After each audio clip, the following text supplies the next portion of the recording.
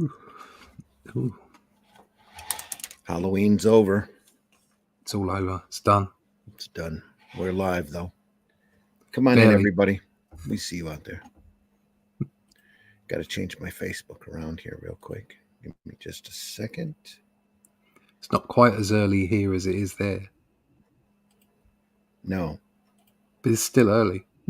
Still early. Rex was hoping to be here this morning. I wasn't sure if he was going to be able to set his alarm. He's still an hour behind me. So it's 4 a.m. It's 4 o'clock there. Yeah. That's just stupid time. It's 5 a.m. here. Yeah. Only the foolish are up this early in the morning. Over here, at least. Over there, you're just having, your morning brunch. It's 9 o'clock at the moment because of this daylight saving changes. But yeah, I've already had my second crumpet. There you go. No scones, but anyway. No, you don't have scones for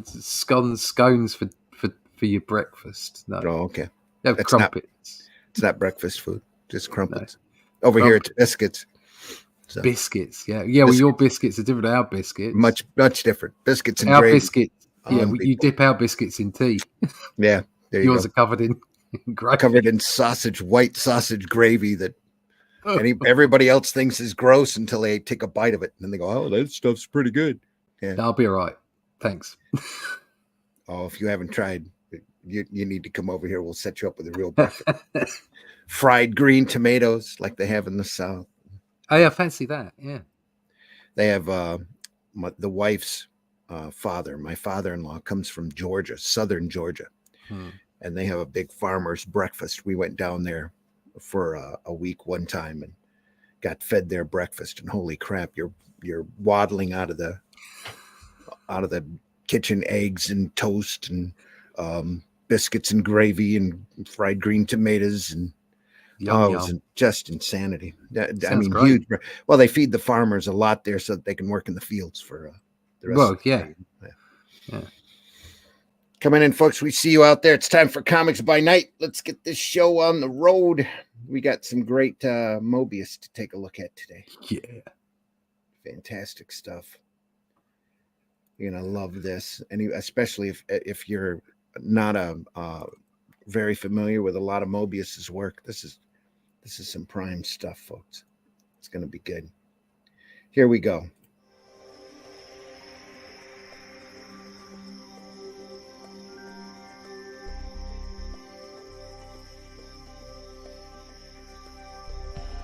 What was that? This is not a charade. We need total concentration. Now, once again, this time, with the...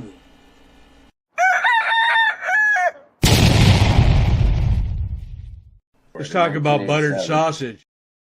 Let's not talk about buttered sausage this morning. Come on in, folks. It's Comics by Night.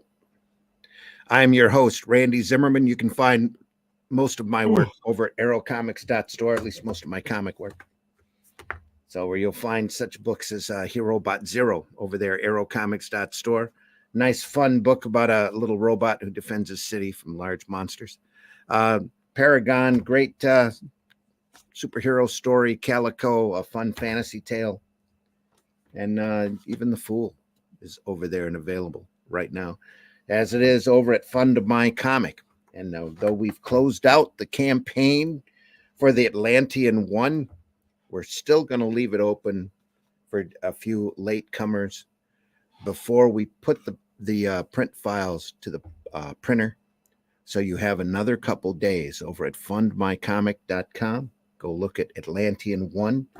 It's a story of Cull and Brule that I wrote, an original tale, by the way, with artwork by the great Russ Leach. And Russ is right here. Russ, introduce yourself. Hi there, my name's Russ Leach. I'm a comic book artist from the UK. I've been around, done a few bits and pieces, but most importantly, I'm doing my own work now. So you may know me from the pages of Doctor Who magazine or the various other bits and pieces like Batman and what have you. But right now I'm doing the Atlantean magazine. It's a follow-up to our Shadow Kingdom graphic novel, which was very well received, which is why we continue to do it. So, you want to find out more about that, go to russleach.com, sign up for the email list so we can keep you informed as to what's going on. If you do miss out on this first issue, the second issue will be available March 1st. Next year is when the crowdfund will start for the second issue. And there will be a third issue. We'll be working on a second issue next week. The script is already, or the plot is already put together. I'm just waiting on the script pages. It's all there. The print files are going off next week. You can still sneak a first issue in now if you go to fundmycomic.com. Just put the link in the chat. Check it out, or just sign up for the email list over at russleach.com. Yes, sir. Also joining us this morning, coming in saying he's late again. Oh, really? I don't believe he's ever been late. Have you? Oh, Glenn. Glenn's never late. Glenn Fleming. Listen, I've just been listening to you two on Rex's last night, and I forgot all about the hour thing again. Oh, that's what Russ said. Come on, world. Let's get the bloody time right. You know. Let's stop all this silly daylight saving nonsense. I don't know if anybody realizes that, but the guys who invented the putting the clock back, well, the war's been over now for 80 years. We don't need that extra daylight hour. No, we don't. Anyway, how are you all? We're all good. Just in time. Yeah. I was listening to you and you three last night, and I just checked me DM and it says, Glenn, get in here quick, you know. Yeah. Pop in when you can. Yeah. Introduce yourself, Glenn. I'm Glenn Fleming. I'm usually late, and here I am. No, you're not. Better late than never. I'm an artist, writer, and publisher. I'm not prepared either, and I've written 12 books, different subjects: science fiction, JFK, assassination, children's books, all kinds of things. I worked for 45 years or so in graphics. I've done lots of things. I made comics, books, brochures, magazines, done a lot of design work, a couple of documentaries, and lots of things. I try my best to do everything I can. There we go. Really. And he designed the logo for the Atlantean. And I did design the logo for Atlantean. There's no end to my talents. Some would say no beginning, but there you go. It's all right. You have to prepare yourself to be on camera? Just to get my head in gear. Understood. Yep. Moebius 1, Upon a Star. This is an epic comics collection. Marvel reprinted their Moebius's catalog that was done to date. And this is the first volume of it that covers this great little science fiction story, Upon a Star. Real fun stuff. This was printed back in 70. 80s, wasn't it? 80s, was it? I think so. Is it 84? Oh, Moebius Gerard. You're probably right. Archie Goodwin was editor at the time, along with Margaret Clark and Steve Buscello. It was around the time that he did The Surfer. Let me see. There's a publishing date on this.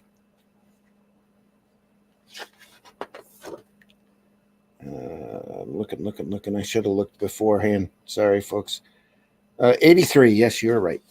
Get in there. So is that comic book size, or? This is the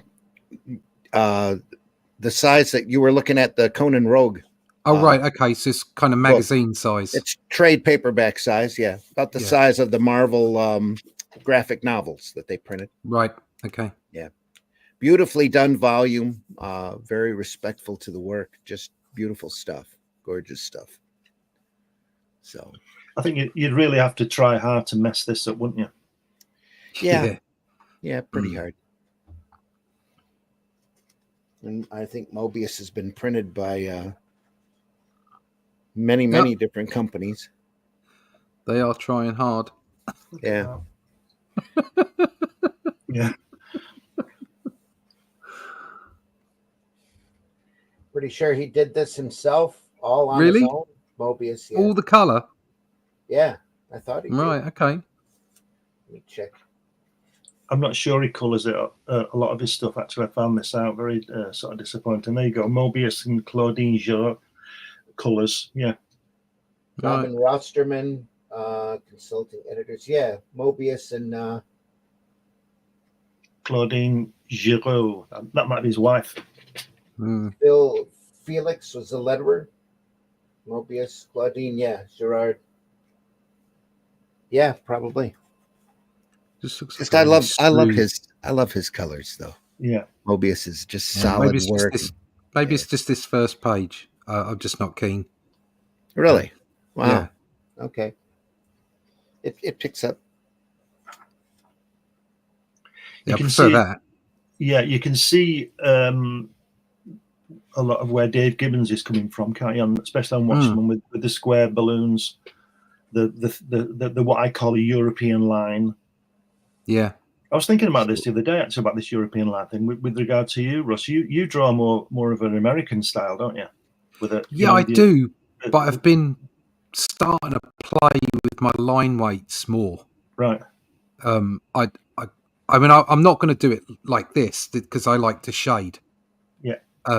So I would never do this kind of European line, but definitely I'd like. I'm looking at using different tools. I'm constantly playing with my tool set.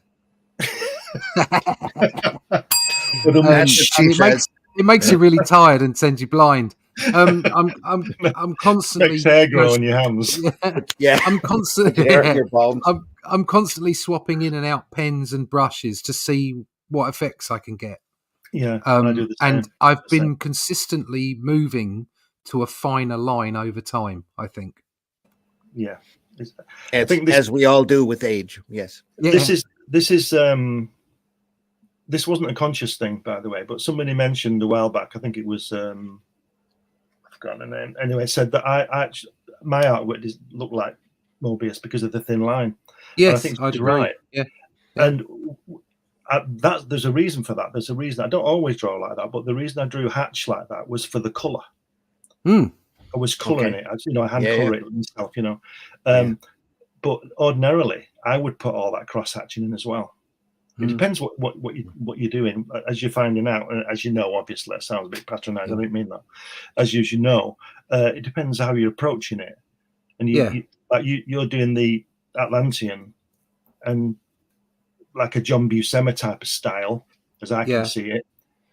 So it's great what I'm saying is it's great to approach things in a different style and not just draw the same all the time.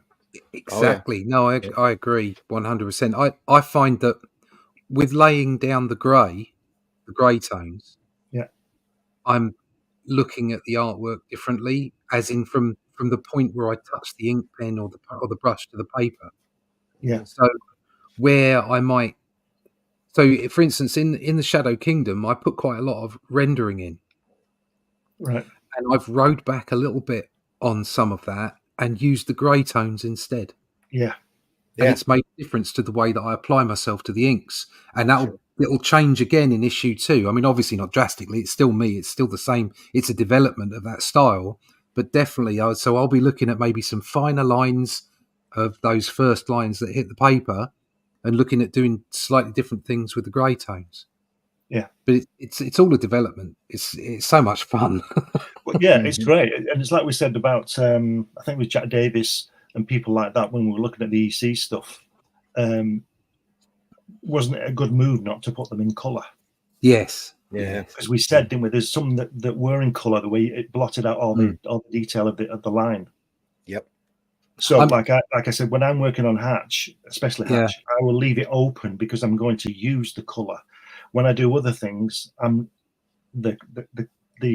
it's about the line work rather than the colour. Yeah. Sure. Yeah. I'm loving this now. I didn't like that first page. I don't know what it was. I think it was probably the red that I didn't like. Not these, the very first page.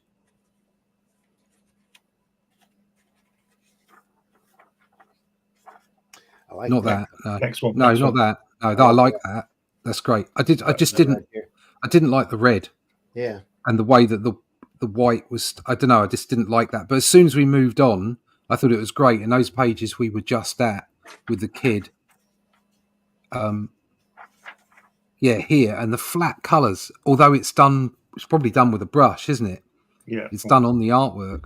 Yeah. This is gorgeous. I love this. Mm-hmm. This is uber European, I think. Yeah. I think I've said this before as well, that basically this is good drawing. Oh yeah. Forget line weights and colour. It's good drawing, good solid. Yeah. This person can draw. That's Moebius in general. Yeah. I do like the way he leaves a lot of room around the text as well. Yeah. It's not crowded. It's not tight. The balloons aren't tight. Gives it a bit of space. Makes it part of it. Well, he probably put the balloon in before he put the lettering in. Yeah. On a lot of this. Yeah. But they could have upped it all a point, couldn't they? And it would have fit more. So. Yeah. Yep. I mean, I don't know whether it's hand lettered or it looks like it. But It does. It looks like it's hand lettered. Yeah. I'm pretty sure it is. It's the 80s or 70s here. They might have, I forget the person who lettered it, but they might have done it and then it was dropped in on production rather than on the artwork. Could be. Yeah. Because I can't imagine that you would finish these pages and send them off to be lettered when at that point, maybe you could drop it in. I don't know. Be interesting to find out. The color on this is solid, though. It looks more mechanical than colored in by hand. If you think 83, I don't think computer stuff was around then, was it? No. Well, no, I don't think so either. Yeah. It's the introduction to Upon a Star.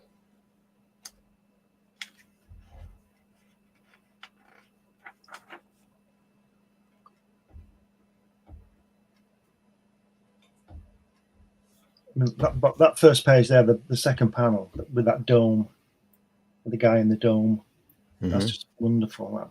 It's just fantastic. Very organic, that spaceship. Yeah. Love this. Yeah, a big potato, isn't it? That's one of the things we said before about Moebius is the fact that he designs clothes really well. It could be a fashion designer, couldn't he? Oh yeah. Yep. I mean, I'm not saying I'd walk around looking like that, but it looks like a world. He designs the whole thing. Yeah, it looks like somebody could wear it, Yeah. Like it's a natural fit. Yeah. Rather than just a spacesuit that you think he'd wear up there, Yeah. No big fins well, there are here and there, but looks real practical. There we go. There's a little detail there.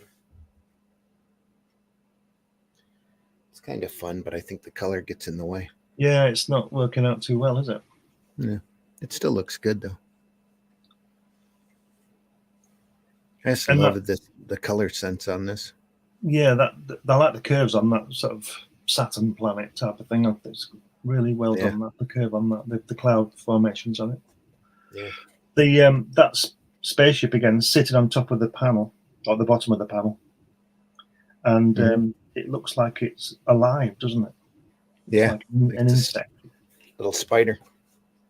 And then after what I said about leaving space between the word balloons, he's cramming it in. That little tight there. Yeah, the editor said, Glenn says up that a point, do it. So they did it 5 points. It doesn't fit. They jumped their font size on this too. Yeah. Up their Ames lettering guide, they probably took it up a couple points. But it's very much hand done.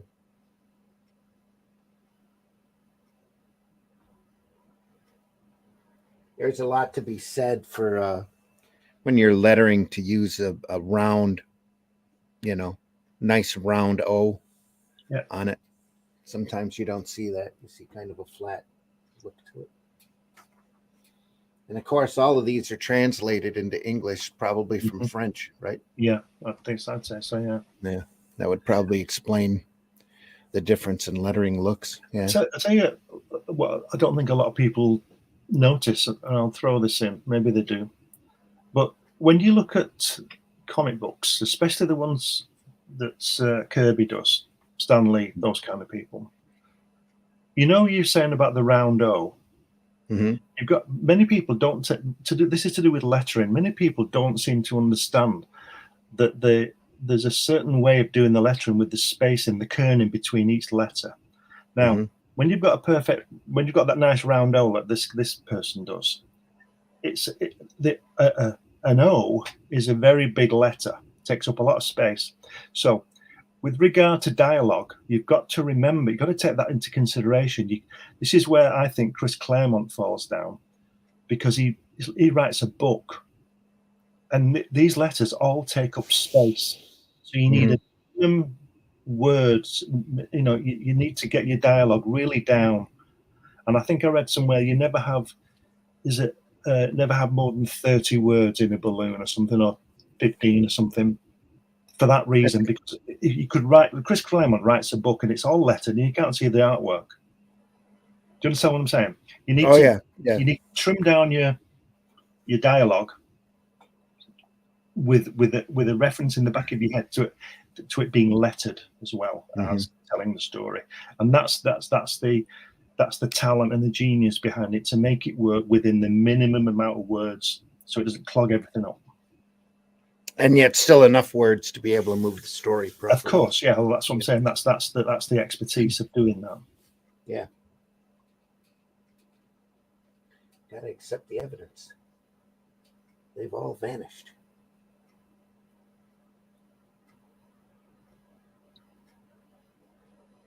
There's a great sense of movement in his artwork. Like those guys coming down on that is obviously an escalator, isn't it?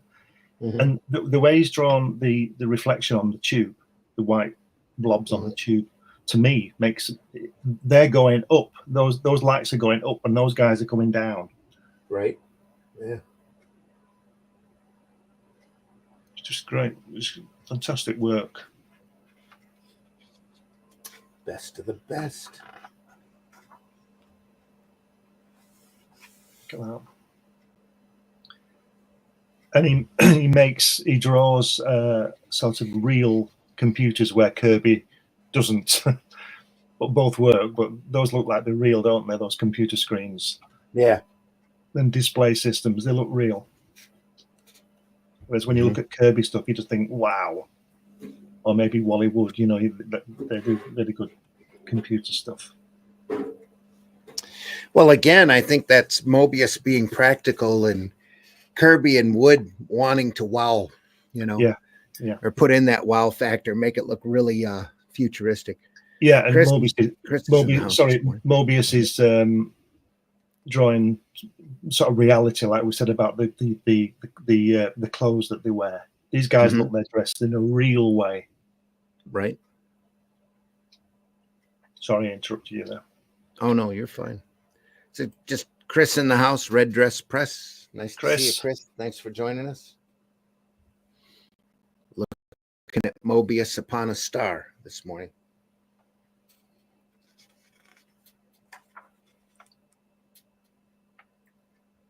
Nice. Moebius is a great example of that. Less is more. It's just so simple, this style, isn't it? But so effective, and it's not by accident. He knows exactly what he's doing, but he's really minimal. Yeah.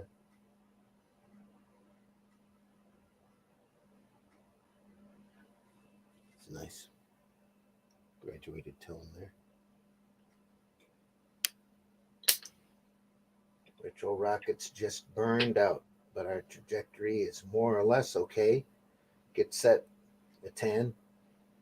Contact should occur in approximately 29 seconds. So soon?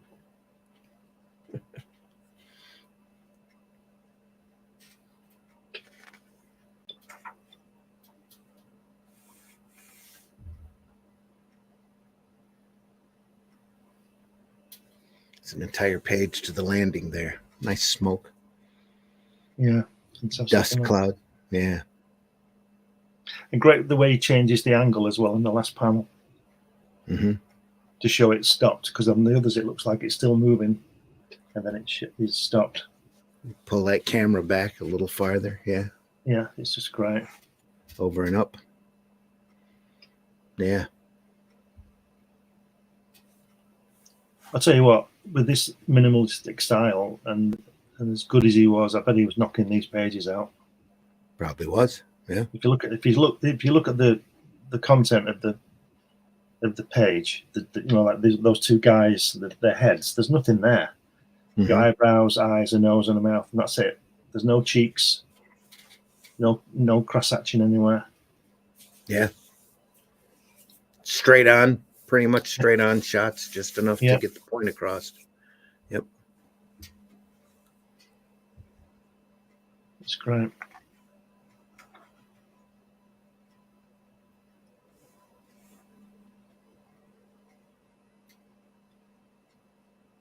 Ship's dug in.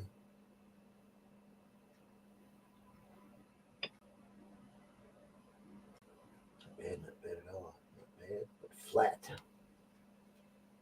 Poking their heads out.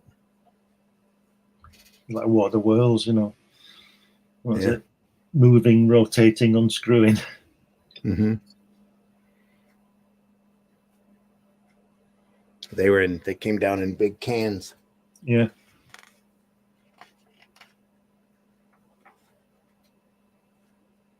A little too dark here. Yeah, it's not working there, is it? No. Looks better on camera.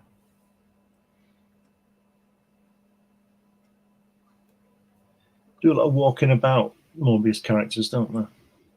Yeah. Well, they're talking. Yeah. They're Walk and talk. Yep. Walk and talk.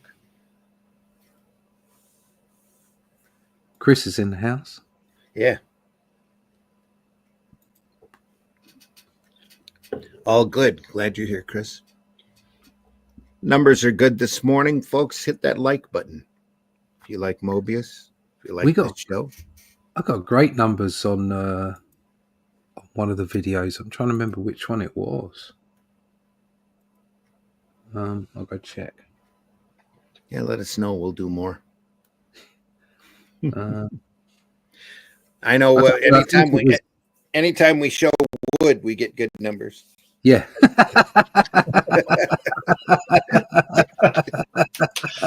Boom. I think it's the network we're on. Nita. Yeah. Okay. Yeah. It's Wallywood, folks. It's Wallywood. Yeah, on the Tales from the Crypt Part 1 on the Sunday Funnies, I got 111 views. Yeah. Wow. Good. Wow. Excellent. So it's Tales from the Crypt. That's what does it. Monster Bus is up at 77. So if we get Wally Wood on that kind of stuff with result. Well, it seems to be a mixture because Judge Dredd got 84 and Sunday Funnies Frank Bellamy's Thunderbirds got 88. So look at the interest we got good numbers on the Indie Comics Network on the Tarzan Thunderbirds episode. Yeah. Cubitt's Tarzan got 108. I tell you what, Porto Maltese got 112. So there's quite a range of likes there. I'll tell you what I'd like to see, but we never will. Go on. Frank Bellamy's Judge Dredd and Wally Wood's Judge Dredd. Oh, Wally Wood's Judge Dredd would have been great. It would have been real interesting to see. Oh, Wally Wood Rogue Trooper. Oh, yeah.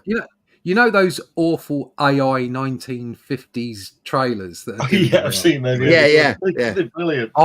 Some of them are mildly entertaining. I despise as soon as I see them, I despise them because they're AI. But they are. I have watched a couple, but watching them, that's how I expect Wally Wood to have done Judge Dredd. Yeah.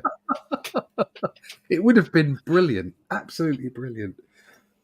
Here we got on the Indie Comics Network, Tales from the Crypt Part 1 was 81 views. Yeah. Part 2 was only 33. Wow. But still, you add that to my views as well. You're in the hundreds. That's great. Yeah. That's great.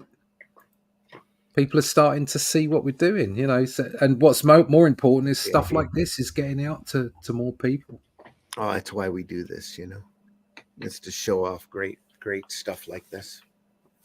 Hello, Plungecast. There you go. Plungecast. Plungecast in the house. Hey, yo.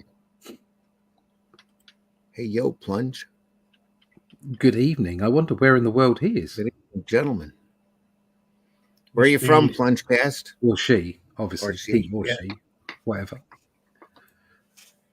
Must be Middle East onward. Mm. Well, it's still night if you're on the West Coast. I suppose so, yeah. It's what is it? Another 2 or 3 hours, isn't it? Yeah, 3 hours over in Oh, California. New Zealand. There you go. Yeah. Can't get much further away than that. Nope. Yeah. Great to have you here, Plunge. Well, are they 10, 11 hours ahead of us? Yeah, at least. Glenn? Yeah. Mhm. Yeah. Something like that? Yeah. Literally the Oh, other yeah, side it would of be the evening, world. wouldn't it? Yeah. If he goes any further, he's on his way back. Yeah, that's true. At least to us. Yeah. Well, I love this old car. That's Isn't that fantastic, great? isn't it? Yeah. It works as well, doesn't it? Works in the strip. That's at Moebius. Everything he does works. Yeah. It's just the way he is.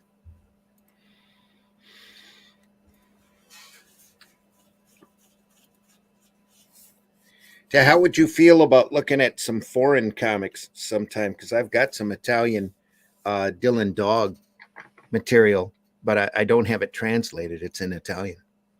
Mm-hmm. And I mean, it's not like we read tech much stuff. of it. Yeah, especially on this show on a Friday, we're Mhm. looking more at the art really than Right. anything, aren't we? yeah. I'm very tempted to buy. There's a compendium in Spanish, I think, of Tarzan, Mm. the Buscema Wow. run. Which one? And Oh, I- Buscema's? Buscema, I think, yeah. Yeah. And I'm seriously considering buying that, so we might be able to do that as well. Yeah, And it 'cause doesn't those- bother me that it's in a language I don't understand. It's like I it's hear all you. about the art. Right. Those early Marvel Tarzans you never see around. That they did that were mostly Buscema. I don't see them at shows hardly at all. Plunge says back in the 90s here in New Zealand, my comic store was trying to get me into Moebius. And he was, you need to check him out. I was, nah, I'm good with my seamen. Thanks. Yeah. Yeah, we were talking on Rex's The Devil's Flyer podcast last night. I was like that with EC when I was a kid for the longest time. I was a Marvel and DC brat, and that was it for me. And until those Russ Cockrum volumes come out, it's like, oh man, all of this stuff is amazing.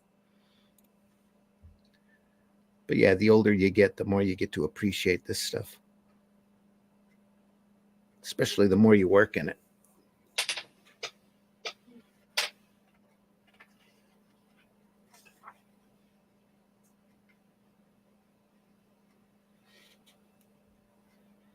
Simplicity there at work.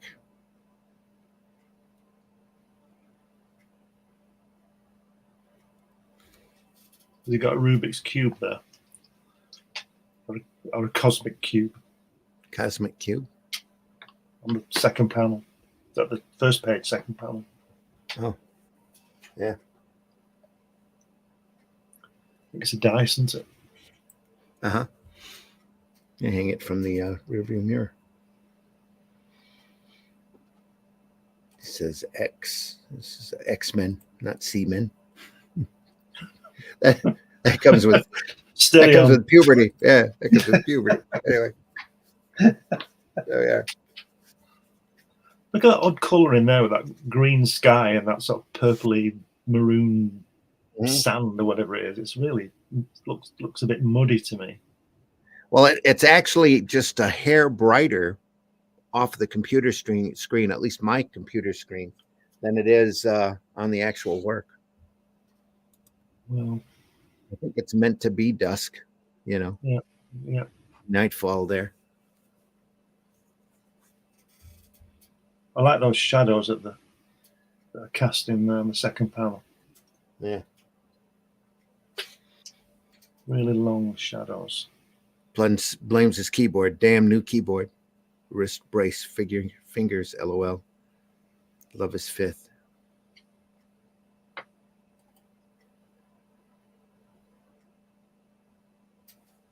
It's a little light source here. Yeah.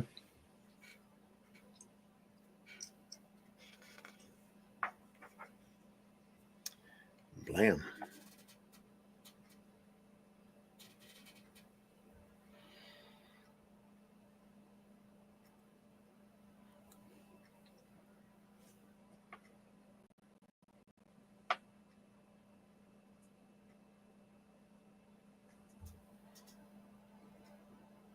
So driving towards an oasis with a pyramid. Looks like It's a blue pyramid a blue Yeah. pyramid. like that. Oh, he said he loves his Fifth Element. That's what it was. Okay, plunge. Yeah, big fan of that movie too. Love that. It's as close I think that we'll ever see Moebius on the screen. Unless somebody gets really artistic here.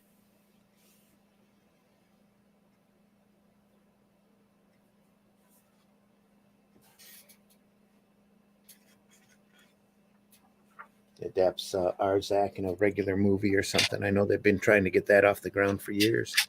What? Sorry, An Arzak movie. Arzak. All right. Yeah. I can never work out what the problems are with getting these things done, because just do what you see. It's Hollywood. Do what is the reason you bought it for, Yeah. All of my exposure with Hollywood, you get the impression that they all have sticks up their butts. Yeah. They all have to put their own little imprint on it and dip their wick into it and change everything around. They put their own personal touch on it. Like I said, I was talking to Dwayne McDuffie one time and showing him Spank the Monkey, and the first thing he asked is, does he have to be mean all the time? It's like, you've never read the book. Well, somebody said that to me about Hatch, adapting Hatch. And the first thing they wanted to do was to go down into his hatch. Yeah. Which Yeah. is the equivalent of Judge Dredd taking his mask off, taking his helmet off. Right. Yeah. It doesn't happen. That's the point of the bloody story, Anyway, I like the way on the second page at the bottom left panel, the way the giant is ducking under the door, top of the door. See him? That's great. Yeah. Or he appears to be.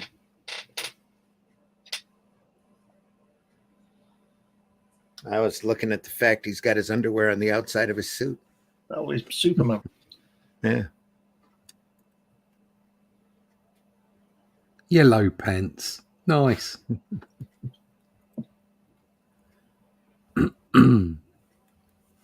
What's that joke about Superman? Why does he wear his underpants outside? Because what's that guy called? Somebody told him to do it. I can't remember. There's some tough guy in the films. Yeah. I can't remember his name. Anyway, Why do Russian men wear Y fronts? I know. In case Chernobyl fallout. Yeah. Yeah.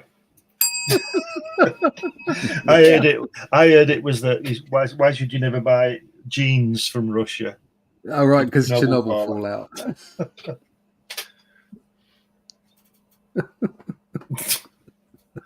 Who's that guy? He's a tough guy. I think the one I'm talking about with the Superman underpants. I think Batman? he does the no with Bruce Lee. He's got a beard as an actor. Chuck Norris. Oh, Chuck Norris. Chuck Norris. That's it. Why does Superman wear his underpants outside his trousers? Because Chuck Norris told him to. Chuck Norris has a third fist in his beard. Yeah. I wonder what you were going to say. Nothing funnier anymore than to see Chuck Norris do a Chuck Norris joke. Yeah, Chuck. Well, when he did that in The Expendables, Yeah. he said, "Yeah, I got bitten by a snake." It was days and days of awful agony and pain, but the snake didn't survive, or something like that. Yeah. It's something like that. He's funny. You got to have a sense of humor about yourself.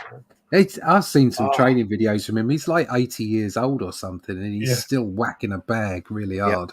Yeah, still vibrant. That's nearly as good as my pyramid in Hatch that nobody's ever seen. It's 2 years since I finished it. I've not put it out yet.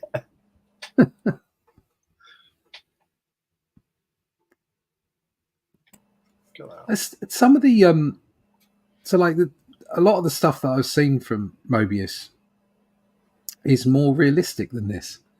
If you look at the faces, that's almost Tintin, Yeah, Hergé. It's almost yeah. the guy with the big nose and that.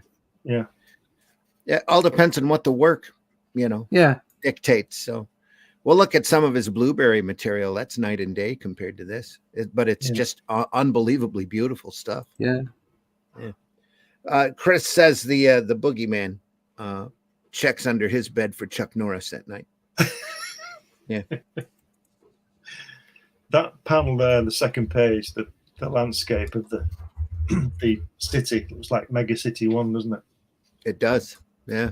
Especially I love just a line back here just to tell you what's there, Yeah. Beautiful. And like Russ said, if you look at the first panel across the page, second from the end, if Snowy jumped on, you'd believe it. The dog in Tintin or Captain Haddock. If Captain Haddock rushed in right now, it wouldn't pull you out of the story. No. Yeah.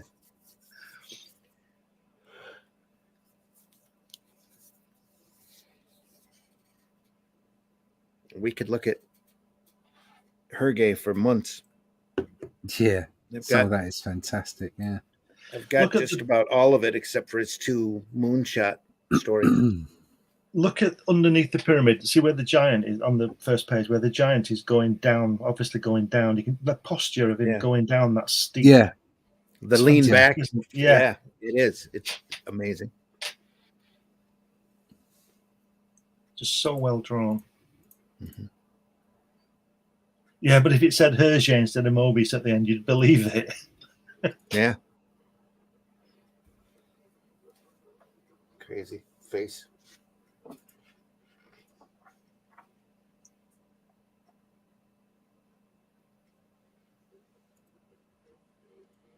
That's why you got to do pretty white paper on this this kind of material.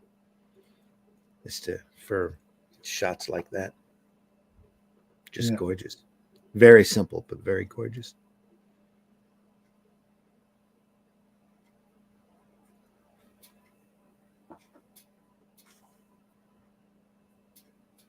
I just want to say before we go any further, I've never seen any of this before.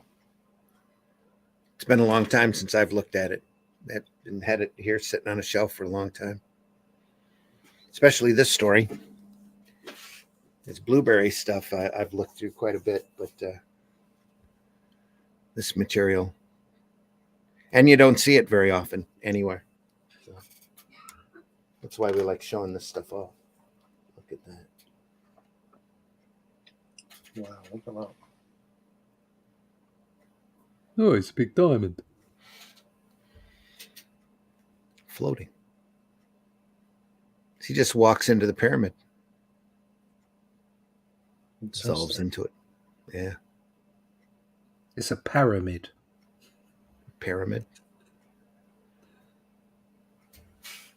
Paranormal pyramid. Yeah. Are they all aliens on the outside? Yeah, I think they are. Well, yeah. I love that one with from just the one way eye. they look. Yeah. There's just like furry head and one eye and a hat. Yeah. Well, that's Captain Haddock. That's Captain Haddock from the planet Zog.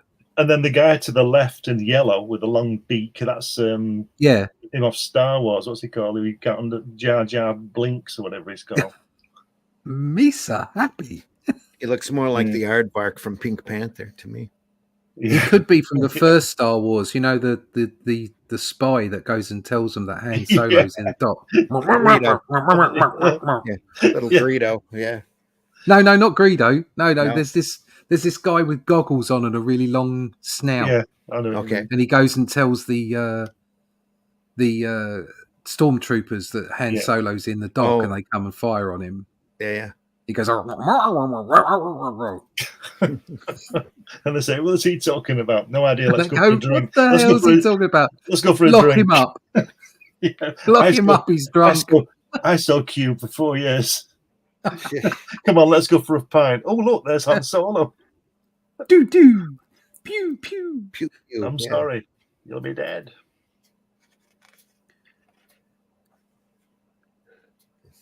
Or like, you'll be dead.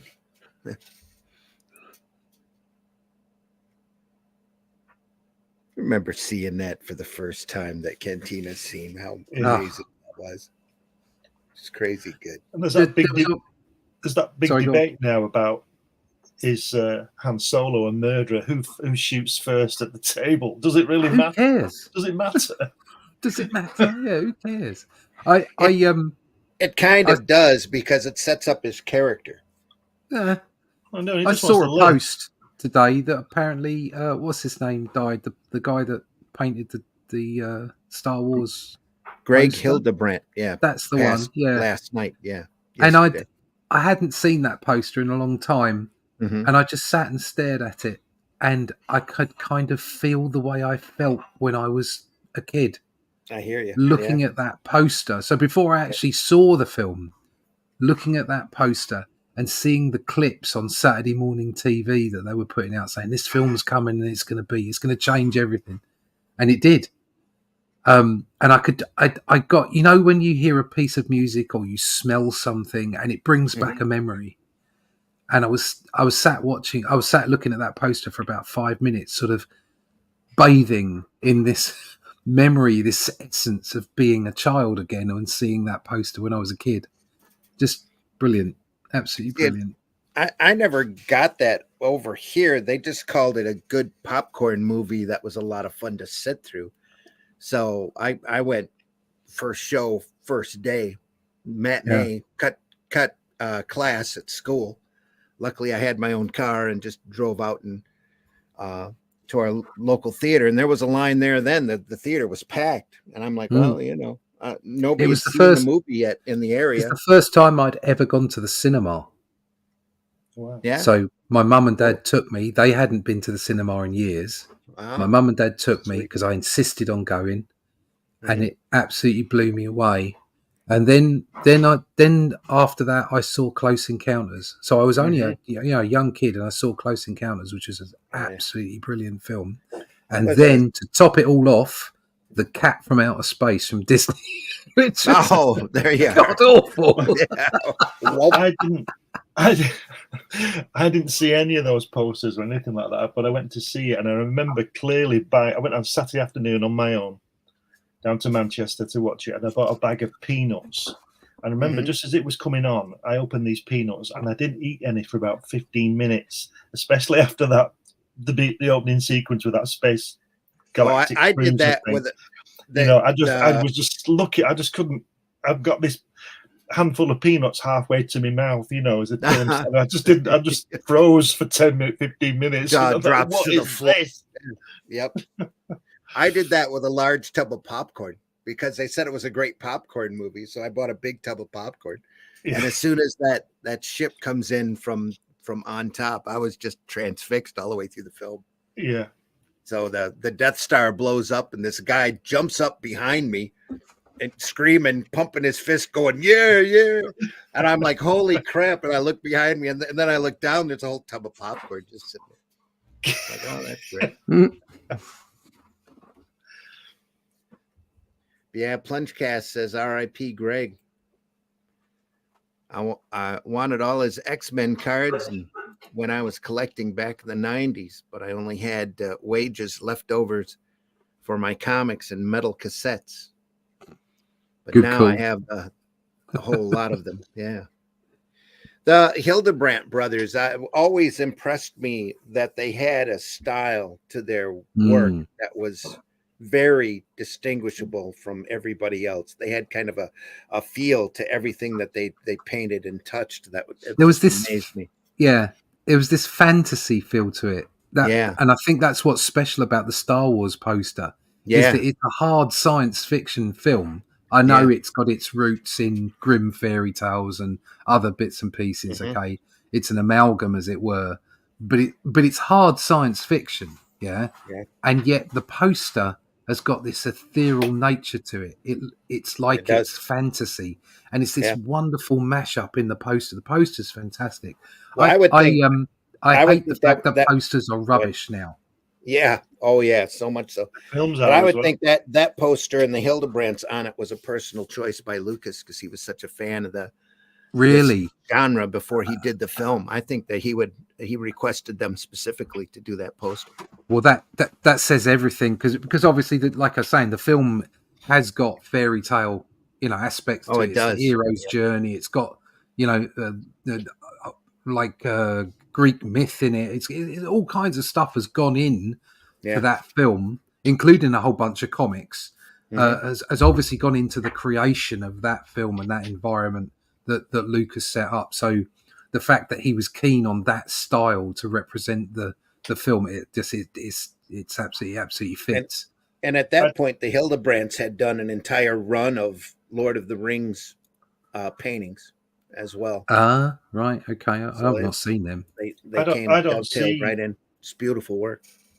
Go ahead. I can understand the mixture that you're talking about, Russ, but I don't see Star Wars as a science fiction. I see it as science fantasy. Oh yeah, right. Well, that's just the way I look at it. With all the spells and all that kind of stuff. I suppose with the whole sort of force aspect of it. Yeah, I can see, which is why I was saying, it's got Lord of the Rings in it. It's got, grim fairy tales. It's got all that stuff. And yet it presents itself in that kind of, with spaceships and little bit of Chaucer and all that, and robots and everything. And that's why that choice of poster is absolutely right. It nails it. Yeah. I wonder where that artwork is. Cool. I bet it's on Mr. Lucas's wall. Yeah, probably. Yeah. If it's not, it's sitting in a museum somewhere under glass. Or in a vault. Hopefully not in a vault. Hopefully it's out there for everybody to see. There we are. Pyramids picking people up. Wow. Sucking them all up. Yum, yum.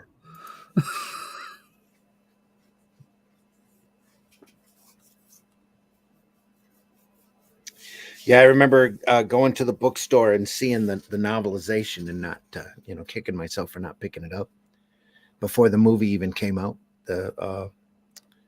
What did they called it? There was Star Wars on the cover, but it was Journal of the Wills. Right. Is what it was subtitled. It had a different, very bizarre cover on it of Darth Vader that didn't look at all like Darth Vader, like an early production painting on it. And then there's that story about the poster, which was Revenge of the Jedi. You've heard that one, haven't you? Yeah. Wife had one of those.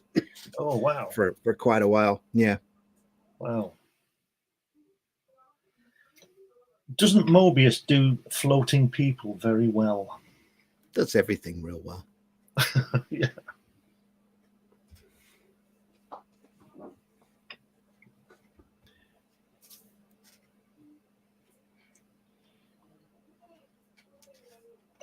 And again, the colors on that are just amazing. Wow, look at that. Wow.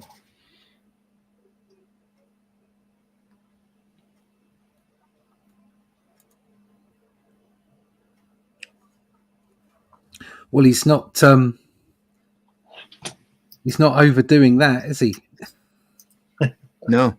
It's just it's really focused on telling the story and nothing else. I wonder if any opioids were involved in this stuff. I know he used to partake. He used to partake, yeah. So. Everybody used to swear Kirby did that too. Did drugs, especially during the Fourth World material, but he didn't. No, I think Kirby was clean as a whistle. I don't know. Yeah. Just a vivid imagination. Yeah, that does not vibe with me. No, same with Ditko, they say, don't they, as well? Yeah. Well, Ditko, especially his Doctor Strange material. Everybody would wonder what he was on while he was drawing it. It's just that time, I don't think that. Go ahead. I just think he was drawing it. Yeah. I don't think drugs got into Marvel until later, back in the later 70s, 80s, early 80s. Because I know a lot of the writers were tripped quite often. Don McGregor and Steve Gerber. Really? Oh, yeah. Gerber, especially. Some of Gerber's stuff is just way out there. That's what made Defenders so good. You know that left-hand page where all those people are going up into those holes in the bottom of the pyramid? Yeah. You know the line work on the seal, on the underneath of the pyramid and the holes? It's very Akira, isn't it? It is. Yeah. I don't know the guy's name. I can never pronounce it. But you know the guy does Oh, Akira. Very minimalist, just a line. Yeah. Just, Yeah. I look at that picture and all I can hear is like, that, when you've got your vacuum on it and there's a piece of paper at the end of it or a ball or something, and it goes, thump, and up into, that's all I can hear is just thump, thump, thump, thump, thump, thump, and all these people getting sucked up.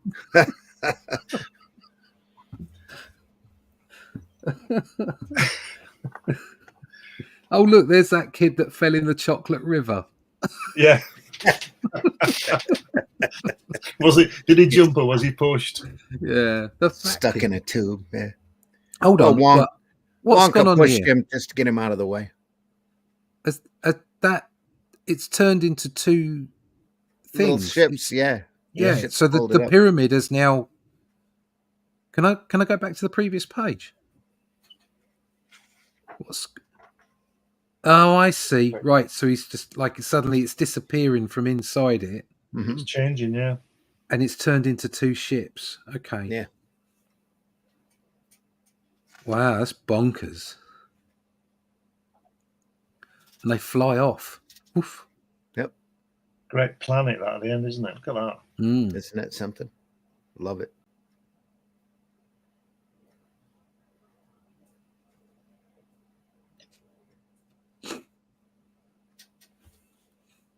And again, use of color here. Just gorgeous little fade out or the graduated tone here to show the atmosphere. Great stuff. Lovely.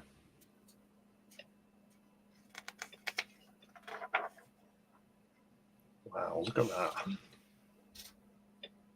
Zip.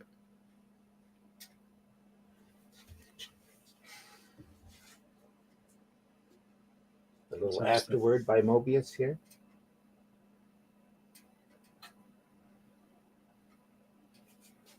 Let me switch glasses. It's an easy read.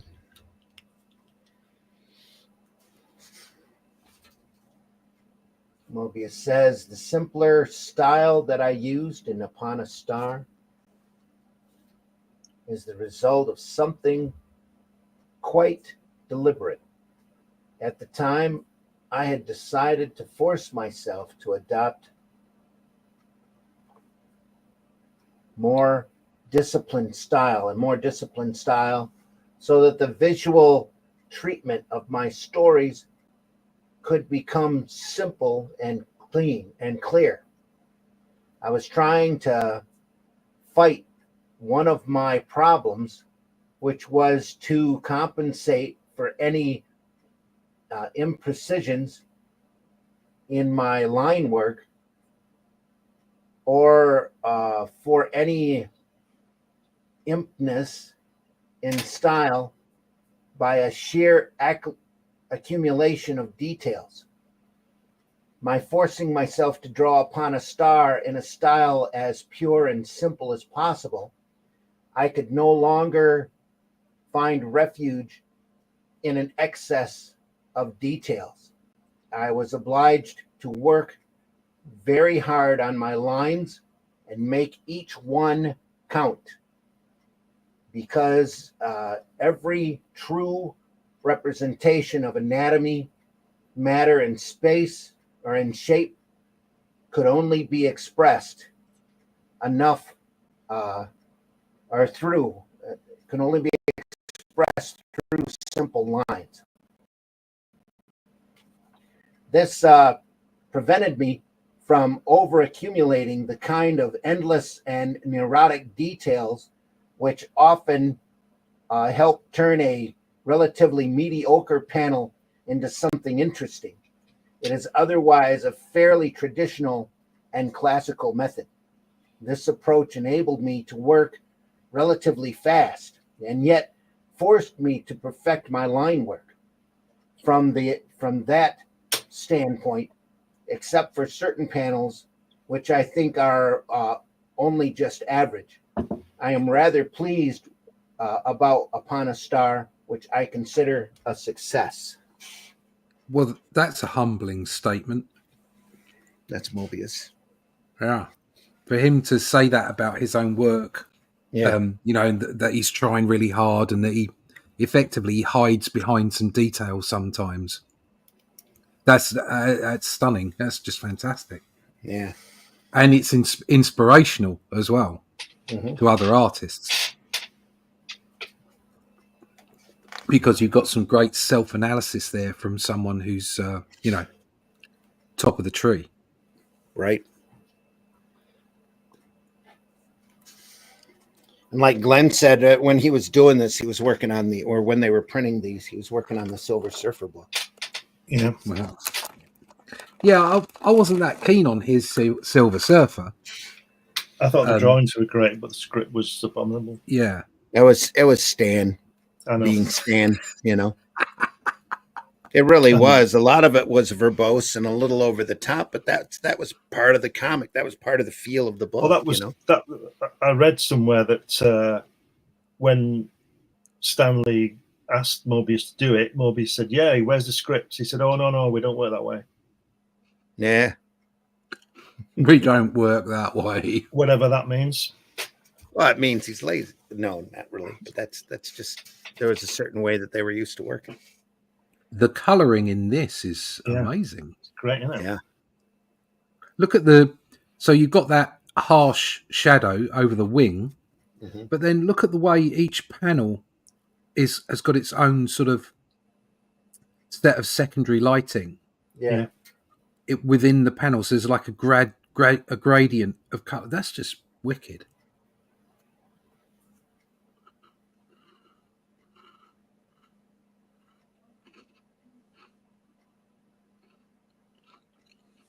That's amazing. Yeah, I can read that. Let me switch glasses back again. Put on the old bifocals. Sorry, folks, I got to bring this a little closer to my face. After Upon a Star came out, I started to forget about it until my partner and publisher, Jean Anastay, asked me to do a shorter prequel to it, The Repairmen, for its republication in a general public hardcover. Then I reread it and I began noticing that it all ended in a big question, very open ending. It was a little like the traditional "and they lived happily ever after." You know that in real life, that's when the problems begin. So I started to think about all of this, and quite suddenly, the same thing I had experienced when I had sat down to do Upon a Star happened to me again in a flash. I saw the entire Adina cycle at the time. There were many personal things that I was experiencing in my life, such as discovering a new nutritional system. Sorry, I'm going to have to lift this up and over here. Nutritional system, a new way of dealing with social conditioning, etc., which helped me figure out the answers to the classic questions that I had unwittingly asked at the end of the story, of the first story. These, of course, are: what is the pyramid? Who built it? What was it doing on this planet? Where is Adina? What is Adina's purpose, etc.? I began to realize that all these questions were, in fact, leading up to a series of extraordinary and fascinating answers which fully warranted a sequel to Upon a Star. At first, I thought it could answer all these questions in a second volume, and I started to write a script with that purpose in mind. But when it was over, I realized that it wasn't possible. Y'all right there? Yep. Yeah. There were too many things. There was enough material for at least 3 or 4 books. So that's what I decided to do. I have now finished drawing the second volume of the cycle, which is called The Gardens of Edina, and I've started painting its sequel, which will be entitled The Goddess. There will very likely be a fourth and fifth volume. I haven't found the titles yet. Wow. There you go. And that was at the time of this publication here.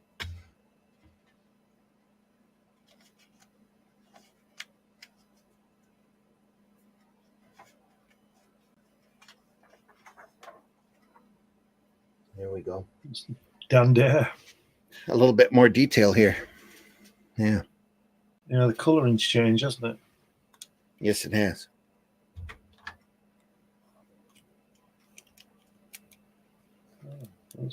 It doesn't look like Moebius. Well, it does, but it's not. Doesn't look like classic Moebius, does it? To me. Yeah, it's got a little more detail to it. I tell you what, that guy there. See the general in the second panel, whatever he is. The guy, yeah, the guy to the left looks like Donald Trump. Here, you mean? No, to the side. This To the side there. Yeah. Yeah.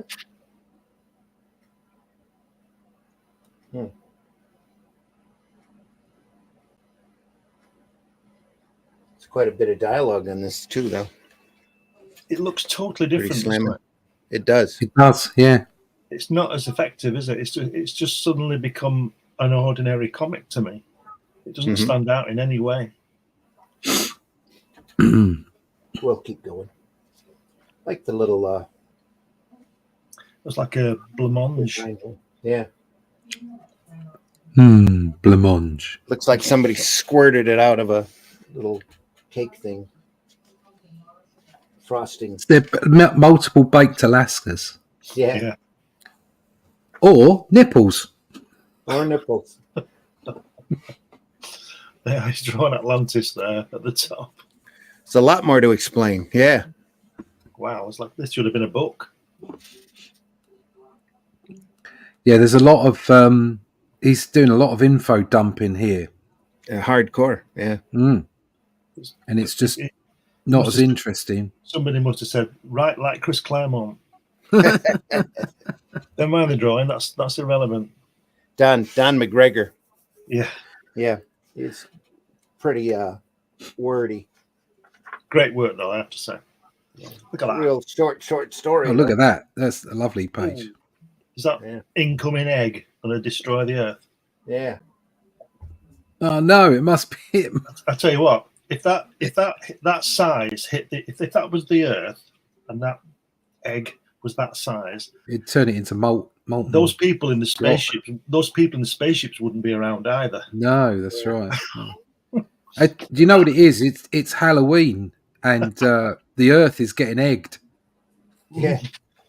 I thought it was a potato, but that's me. It's a potato.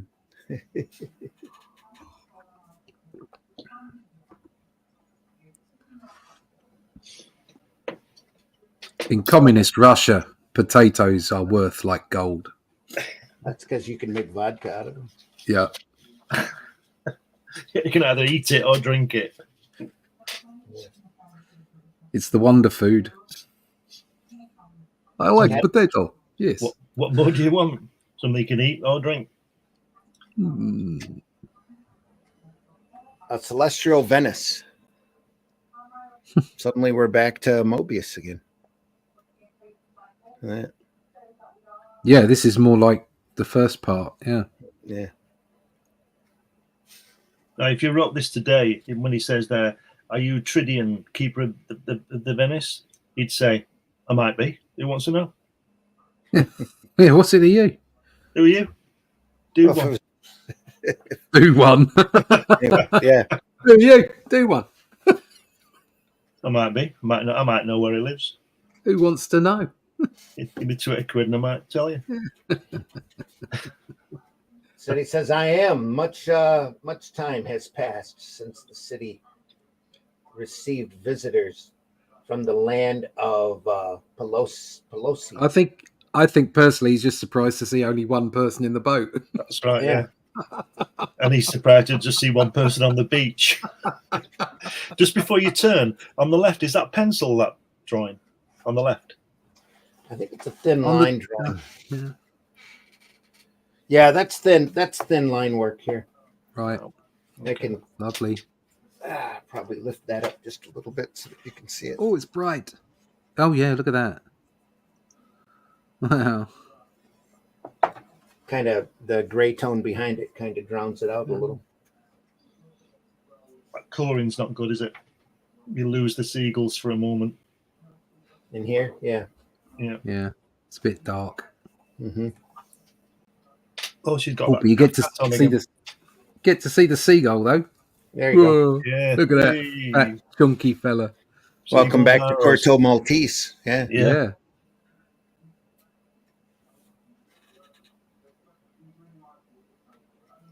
Love the shadow under her hat there on that bottom panel. Yeah. Yeah. He likes that long hat, doesn't it? Long, tall hat. Yeah. Mm-hmm. There's a lot of that. Yeah, there are multiple Moebius tropes, aren't there? Yep. Yep. In his drawing, yeah. And he uses the Hitchcock MacGuffin well, doesn't he? Yeah. Like the little box thing. They're all wondering what's in the little box, and she's paying a lot of attention to it. Yeah.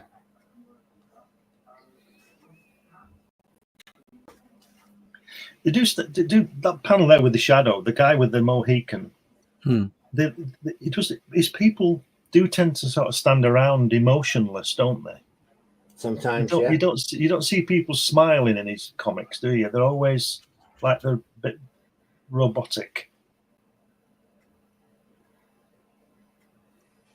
A little stoic.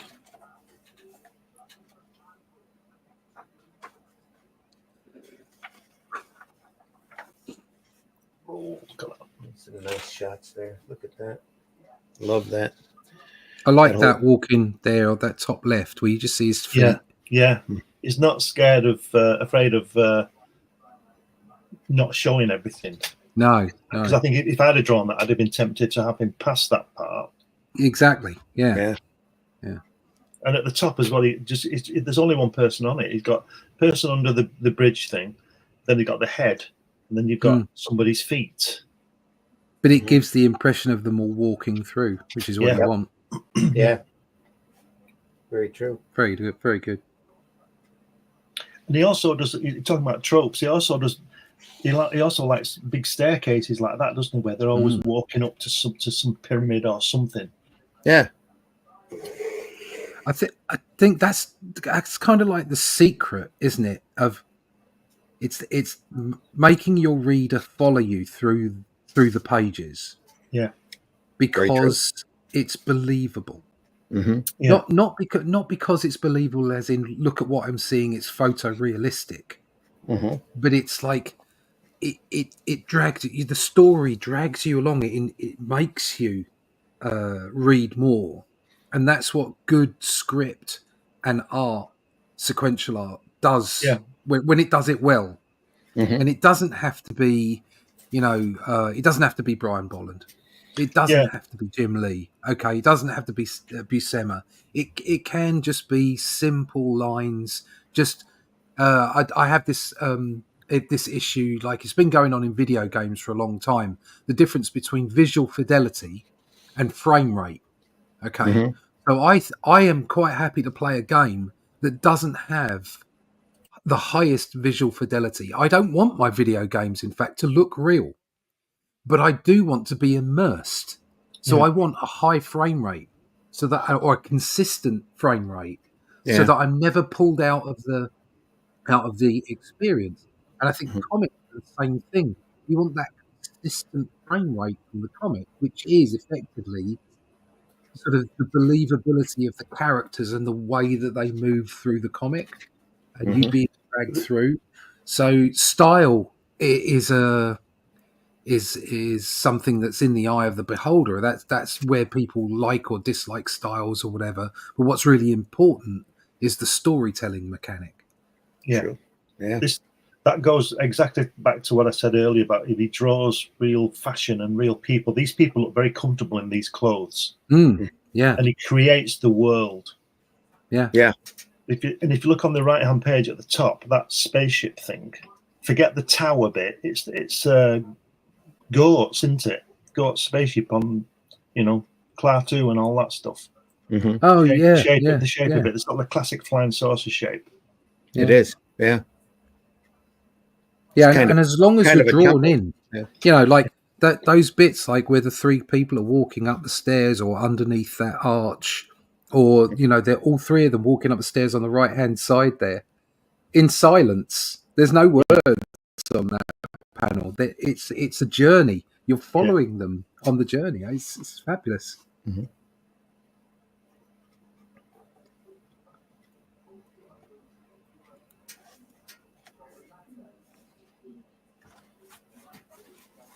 Getting towards the end of the book here. Oh. I think the coloring's letting this down. A little bit, yeah, because the detail is missing here, but it's meant to be darker in order to pop the whatever's in the box here.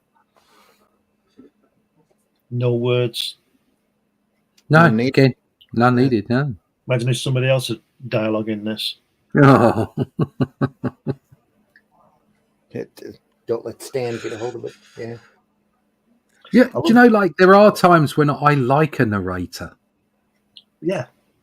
But it isn't always needed. No. Yeah.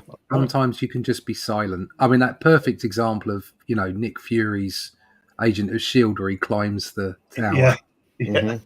There's no need for any words in that. You can see what's going on. People talk about how long it takes to read a comic book. I went back over that again and again and again. Yeah. And there were no words to read. Well, yeah. I got that when it came out, and I think I spent about 4 days on the first 2 pages just looking at it. Just looking at them like, wow, look at this. It didn't bother me that there were no words. No. I didn't need to be told that he was climbing a big tower. No. Look at that. I love the way he always does them standing on the bottom of the panel as well, like on the first page of the last panel. They were standing on the bottom of the panel. Standing on the. Yeah, that's another trope, isn't it? But it works. He does it so well. There could be Batman there with that cloak. It could, couldn't it? Yeah. You notice several. There are, a lot of the great artists that we've featured on here. A lot of them use that technique, or that trope, I should say, of putting the panel border as the floor that they're standing on. Yeah, and it works. I think Dave Gibbons does it at least once in Watchmen. I seem to remember. Yeah. Is it Dr. Manhattan who's standing on the panel? I might be wrong, but you can see what he's looking at, can't you? Oh yeah. Our Dave.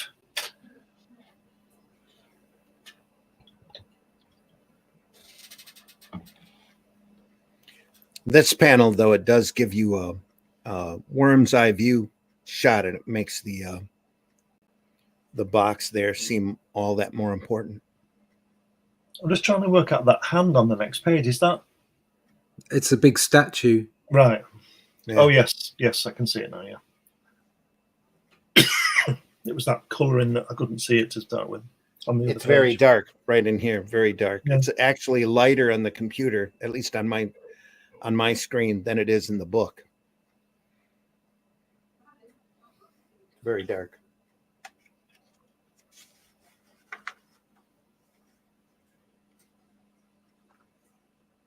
Whoa. It's a floating city. Close Encounters, isn't it? Skip a page there. I did. Sorry. Yeah, it does look like that. Yeah. Yeah. Wow. It's the city of the Hawkmen from Flash Gordon. Gordon's alive. Yeah, exactly.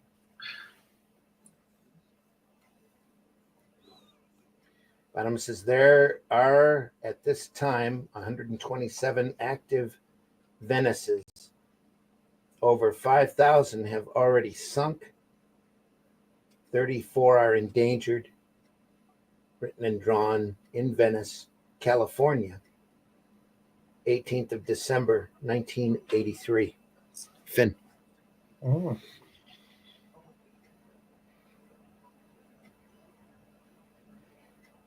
What does that mean? All the Venices? Probably Venice Beach, Venice, California. But what There does he are mean? this What does time he mean? 127 active Venices. Over 5,000 have already sunk. Yeah, What does he mean? 5,000 different Venice cities, I would imagine. Does he mean in this world, or does he mean in the real world? I would say, well, however you want to interpret it. Yeah, All right. There's a bit This- of this world, that world, and the next, probably. there's a bit of lot there, isn't there, from the Bible? It says, "Your sight will return. You must go now, but do not look back, not at any time." Mm. That's what God said to Lot. Or did Lot say it to his wife or something? And His, she looked where back? his wife, yeah, and then God turned said into it a to pillar of Lot. salt.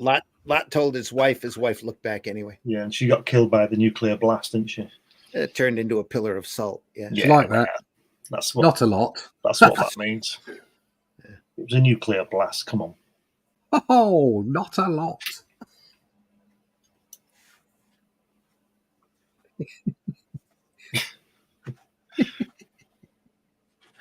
Oh. High Plains Drifter. What? Don Moebius, Gerard. What? High Plains Drifter. That's a What Clint about it? Eastwood. Well, it says it Yeah, at the top it is. of the page.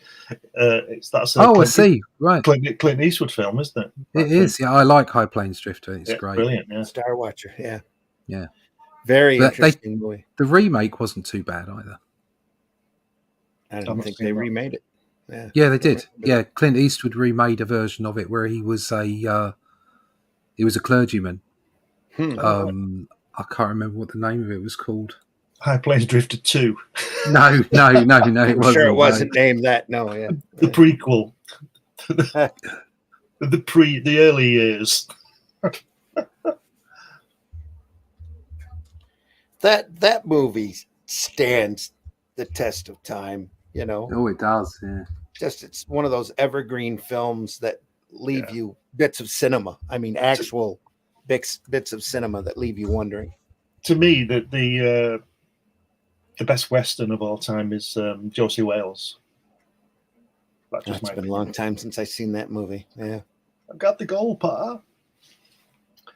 Great film, that. Some would say it that best West, at least modern Westerns, Tombstone. Yeah.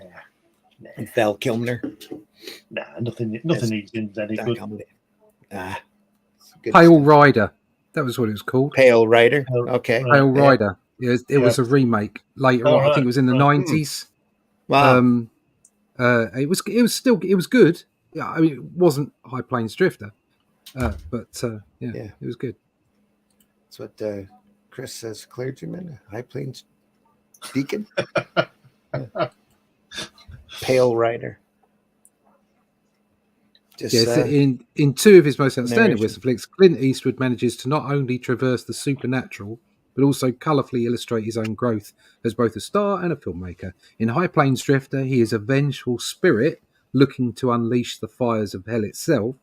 In Pale Rider, he's the embodiment of light, an angel of sorts sent by God to quell man's insatiable greed.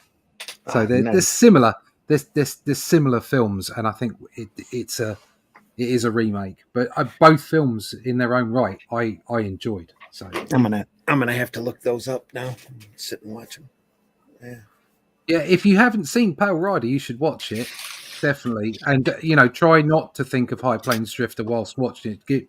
Give it its own, give it its own credence. But they're both good films. Clint Eastwood in his pomp. Look at that. That was Moebius 1, folks. Upon a Star, the Great epic book. collection, 1983. Great book, yeah. We're about at the 1.5 mark, so we're fine if we stop here. Yeah. Next week we'll go through Moebius 2, Arzak. So, Hey. I think let's do that. That drawing with that pterodactyl guy, I think that's the best thing he ever did. yeah, I think it's That is fantastic. what I think of as Moebius. Yeah, Right, right. yes. Yeah. And the color work as well mm-hmm. is just that light touch, but it's still got graduation in it. Yeah. Yeah. And I think it's in this book, isn't it, where he flies over. I think it was the cover of a Heavy Metal when it's all red. That's a brilliant illustration. Well, that illustration there on the front there when he's on the pterodactyl, that could be straight off a Yes or a Cream album, couldn't what's it? He got? Roger Dean. Yeah. Yeah, it's all the Arzak material here. Yeah, so I'm not seeing that particular illustration. Oh yeah, here we are. There it is. Look at that. Oh, look at that. How good Best is of the that? best there, folks. Yeah. That's amazing. And he's really flapping his wings, that guy, isn't he? Look at him looking down. It's amazing. Look at that. Yeah. All that cross action and all that work on there. It's wonderful. That's masterful. That is brilliant. Imagine that. We'll get into that. We'll get into that next week. Everybody, we'll look at Arzak. We probably do Moebius for a couple of months, actually. That sounds okay to me. Look at that. So when we're done with this, there's the Inkle and then Airtight Garage and all of the blueberry material that's completely different from this. Very beautiful. If you haven't read Chihuahua Pearl, it's definitely worth your time. Chihuahua. That's the town Blueberry ends up going into. Great stuff, folks. Moebius. Right. Yeah. Not keen on Chihuahuas. They're a bit snappy. It's a dog and rat mutant, but that's a whole nother story. More Moebius next week, folks. That was Moebius Upon a Star here. I'm not sure if this has been reprinted recently. I know IDW did the Inkle and maybe Airtight Garage, but I don't know if they've done this other material. And it's so worth looking at. Such great material, such great stuff. I could never work out why they don't put this stuff out. You know, I really don't understand. Well, there's a lot of stuff that needs to be and stay in print. Yeah, they just don't do it. Yeah. The whole Moebius library deserves it to be looked at over and over and studied over and over again. But you know, they're too busy reprinting the sad modern stuff. So here we are. Yeah, bit depressing. Never mind. Way it is. All we can do is make books. Yeah, make our own. All right, shall we call it there? It's about 1:27. We'll call it. Yeah, I'm good with that. Yeah. So everybody, we deeply appreciate you stopping by. We hope you enjoyed this as much as we enjoyed looking through it. It's great stuff by one of the true masters of the field. So, and we'll have more next week and probably the week after. So we hope you'll stick around for that. Tell your friends if you enjoyed this program. Tell everybody. You know, we can't have enough eyes on this material, especially this stuff that I think everybody needs to look at. And these so-called college sequential art courses will just glance over Moebius and R. Crumb and all of these great masters like they were nothing. And all of this stuff deserves to be looked at and studied over and over again. Beautiful material. So we appreciate you being here, everybody. We know the majority of our viewers are after the fact, and we love you there too. So leave a like, leave a comment, leave a note on whatever platform you're watching us on. Any type of interaction with this program only goes to help our algorithms and get the more eyes on what we do. And we do this here every week. Every Friday morning, there's a Comics by Night at 5 a.m. where we're looking at something great like this. Every Sunday morning at 9 a.m., we also have Sunday Funnies where we look at sometimes the more unusual material. Some of the like tie-ins like card sets and that kind of thing. This Sunday, we're going to be looking at the book Fire and Water, which is a retrospective of Bill Everett and the creation of Submariner and the birth of Marvel Comics. Cool. So it's a nice book about his work. It's got a little bit of his commercial work in there, as well as a lot of great Submariner illustrations and other golden and silver age comics that he did over the years. Show Lots the back of cover, great stuff. Andy. Pardon? Turn it over. Show the back. Oh, it's a book. It's a big book. Oh, look at that. Fantastic. Fantastic. Yeah. Human Torch and Submariner fighting side by side. Yeah. Though for me, the real introduction to Everett's material was that illustration he did in the Steranko's History of Comics. Yeah. Which I'm trying to pull out now. I'm making books fall all over the place. So was that Human Torch? Was that an android? Yeah. Yes. Right. So, and he was originally a robot. Yeah. Right. Okay. That was his origin story, because I remember reading the origin story of the Vision, and the fact that he was effectively the first Human Torch. And they kind of retrofitted him into there. Yep, he's got the body of the torch. And is it Wonder Man's intellect or something? Brain pattern, brain waves, brain patterns. Yeah. I think I'm right in saying that they made the Human Torch a robot because they didn't want people to be bursting into flames. Yes. Yeah. Right. They wouldn't have got away with it. So I think that's the reason. Right. Well, the first couple of stories, he's torching everybody. All the bad guys all get burned up. Yeah. They stopped doing it for a little bit until the war happened, and then the then Germans and the Japanese we're all open game. So fire them all up.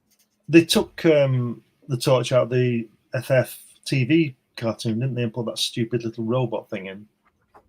Well, they were afraid that people would, set themselves on fire. Because, like you do, Yeah, they had a hard time with Spider-Man and his amazing friends because Iceman was in it, and kids were locking themselves in refrigerators. Apparently, right? They were afraid of that. Don't believe that. Just like kids tying a towel around their necks and jumping off their house, thinking they're Superman. That's right. I love this illustration. Just stare at that for a while. Great, isn't it? It's lovely, gorgeous. Look at that hatching in the background. Yeah, it don't work, does it? No, it doesn't. Looks good though. I think it looks great. It works well in a cool comic, but not in that. Well, it's kind of weirdly squared off. Yeah, it's kind of weirdly organized. Mm-hmm. So it almost looks like a really badly tiled kitchen. Yeah, or be a bad wall or a basket. Or a basket, yeah, like definitely. Yeah.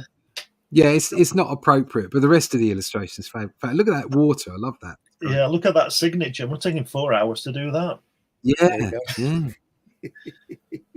That's brilliant. Probably took him a while to figure out how to do it. Yeah. He spent more time working on his signature than his work. Look at that, bam. Chris, as always, enjoy listening to the streams, gentlemen. Thank you, Chris, very much. Thank you. Red Dress Press. It needs the invaders. Yeah. It needs a thwack on it there, doesn't it? Yeah. Oh no. Thwack. Just Thwack. throw it over here. Thwack. Yeah. That, and again, the Steranko History of Comics. What a great collection of illustrations Steranko got from people for that. There's a really great I wonder why Jack Kirby. I wonder why Steranko got Bill to do the cover. Why he didn't do it? Why do what? The Steranko comics book. I wonder why he didn't draw the cover, did he? The History of Comics, both of those are Steranko. Oh right, okay, sorry. They're both wraparound covers, a collage of some of the characters in comics.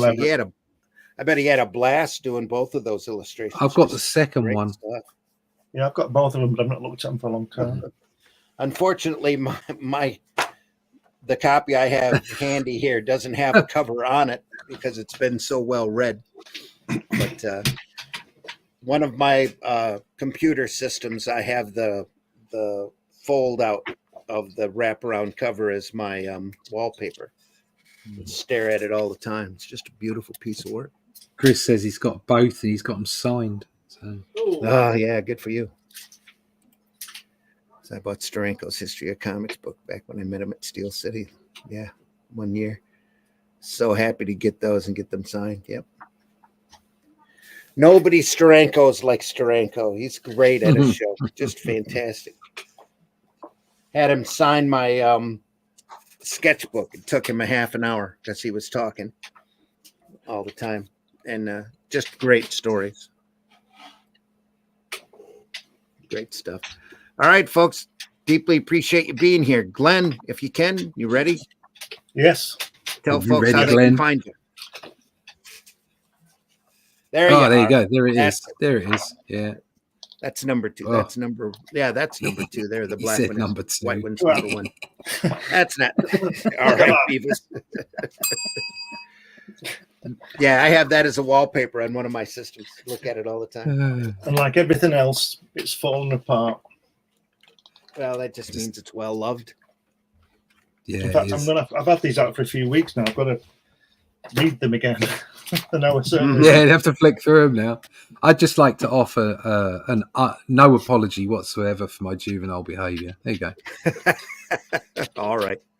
Glenn, tell folks how they can find you. Yeah, you can find me on Google. Put my name in, you'll find things. You'll find all my books on Amazon. Lots of magazines on there. Lots of stuff on there. And just go to Google, and you'll see lots of things. And you can see me on these shows on Friday and Sunday with these two madmen. And yeah, just Google me.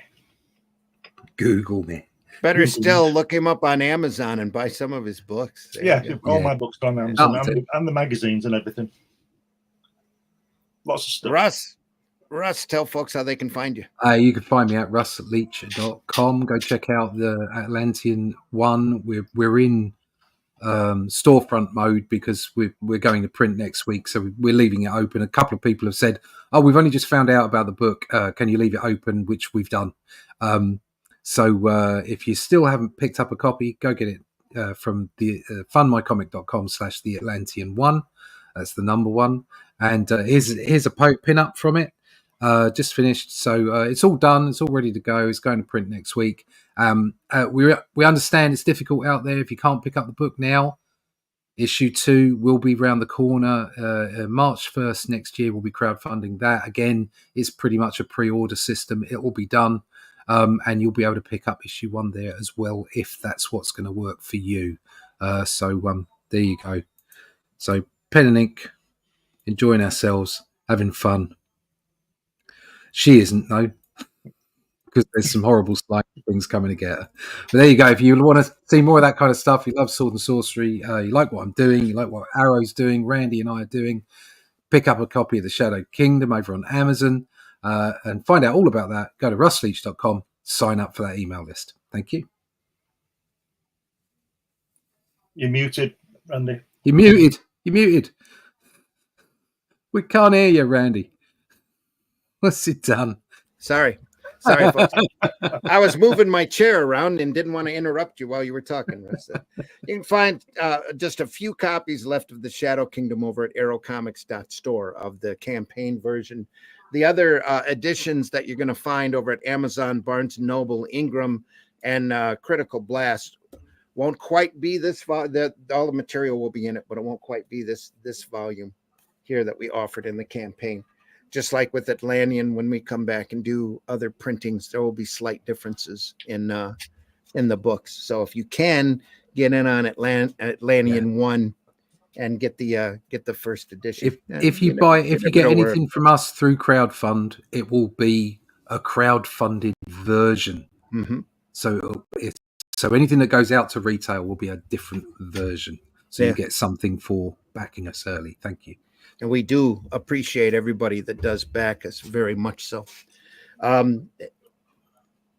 folks, it's thanks again for stopping by. You can find, I've been your host, Randy Zimmerman. You can find most of my work over at aerocomics.store. There's a wide variety of books there. Some I've drawn, some I've most created and written, and some by folks that other folks that do incredibly great stuff. All of Luke Stone's hybrids are over there. There's 10 issues of hybrids available through aerocomics.store. There's Soul Tack, 3 issues of that available over there by the great Craig White, and so much more. And there's so much more to come as soon as we can get it up and over there. So deeply appreciate it. Stop by aerocomics.store. There's even a couple of digital files of Spank the Monkey if you want a little bit to laugh at that I've freshly colored.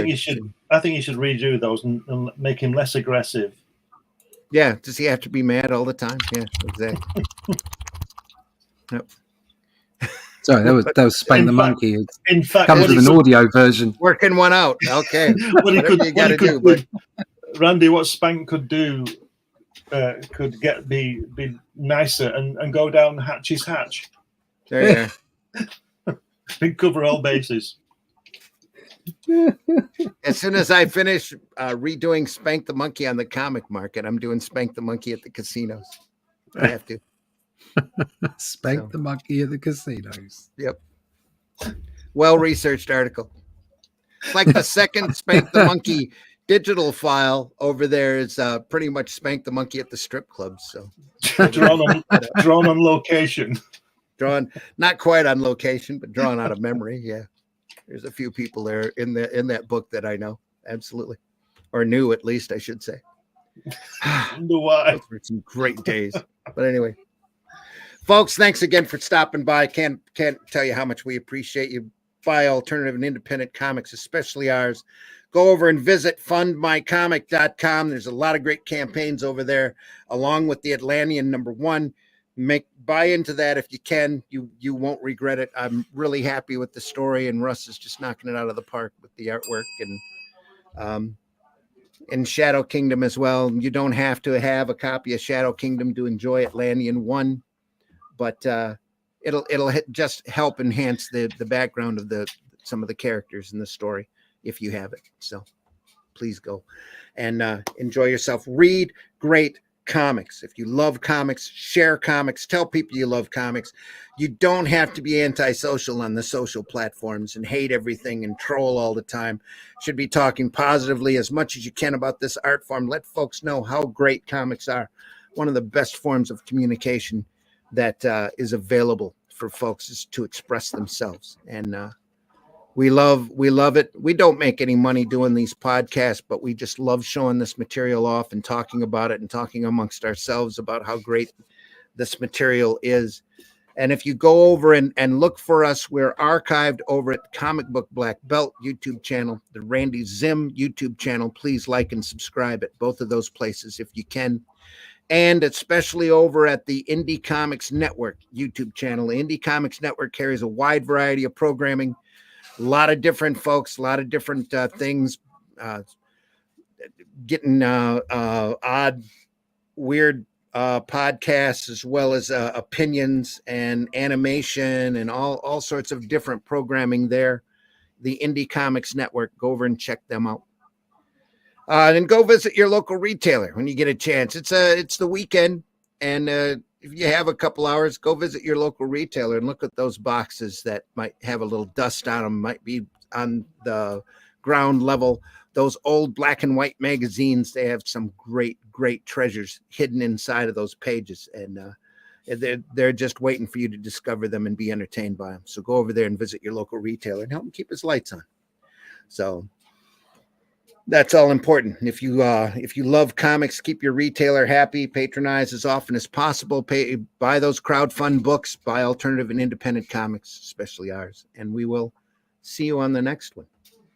See ya. So take care, everybody. Thanks again for being here. Das pytanie.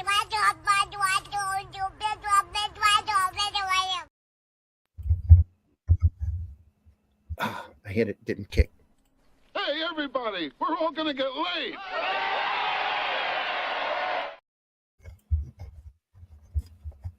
Man, what is wrong?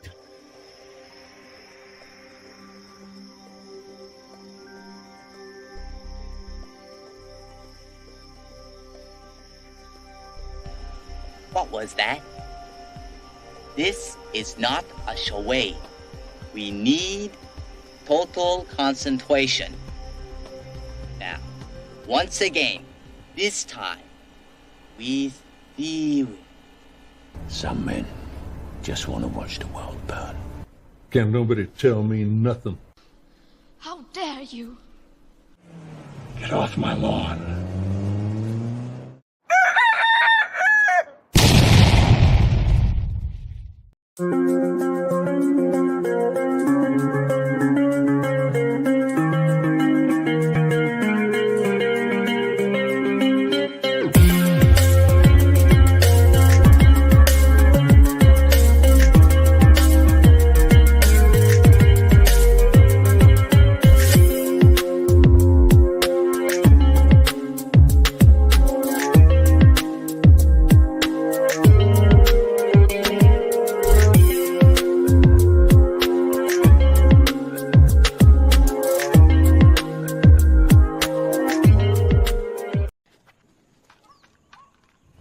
Holy shit. That is the craziest thing I have ever seen. And I'm Dennis Quaid, and Dennis Quaid has seen some shit. Smell this shoe. Excuse me? a la demanda y a la demanda. 모습을 나타내면서 Know how much Smell that I shoe. will not. kararına İstanbul Pendik Milli Eğitim Smell that shoe. 있고 bez njega ne. Ma'am, you want a whiff of my shoe? 333 041, ja se izvinjavam. Koji bože. Mach. Alles okay, wollen Sie gleich ans Expertentelefon gehen, Herr Ohm? Um Gottes Willen. Gott. Smell that shoe. Jasmine. Taste the biscuit. Taste the goodness of the biscuit.